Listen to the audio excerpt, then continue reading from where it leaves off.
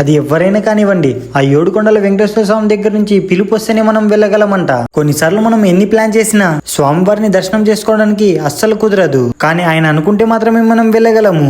ఇప్పుడు మనకు కూడా ఆయన దగ్గర నుంచి పిలుపు అయితే వచ్చింది.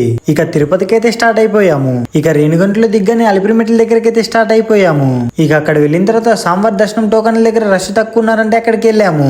అక్కడ వెళ్ళిన తర్వాత మాకు వితిన్ 10 to 15 minutes లోనే టోకన్లు దొరికాయి.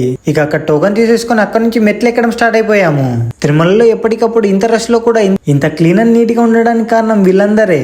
మేము మెట్లు ఎక్కుతున్నప్పుడు ఒక తాతగారిని అయితే చూసాము. మేము మెట్లు ఎక్కుతున్నప్పుడు అక్కడక్కడ కూర్చొని వెళ్ళామేమో గానీ తాతగారు మాత్రం అసలు ఎక్కడ కూర్చోకుండా అలా స్లోగా మెట్లు ఎక్కుతూనే ఉన్నారు. ఇలాంటి భక్తుడు వెళ్తున్నప్పుడేమో స్వామివారి ఫేస్ లో స్మైల్ ఉంటుందంట. ఇక ఫైనల్ గా తిరుమలకైతే రీచ్ అయిపోయాము. ఇక నెక్స్ట్ డే వరాహస్వామి దర్శనం చేసుకుని స్వామివారి దర్శనంకి అయితే వెళ్ళాము. ఇక్కడ నుంచి ఎన్నో స్ట్రగుల్స్ ఫేస్ చేసుకుంటూ పోయినా ఆ ఒక్క 5 to 10 seconds అన్ని మర్చిపోయి స్వామివారిని అలా చూస్తూ ఉండిపోతాము. వెళ్ళొచ్చిన ప్రతిసారి అదేమో మనకు తెలియకోకుండానే ఒక పాజిటివ్ వైబ్స్. ఎస్ఆర్ సార్స్ అంటే పేరు కాదు, ఇది ఒక నమ్మకం.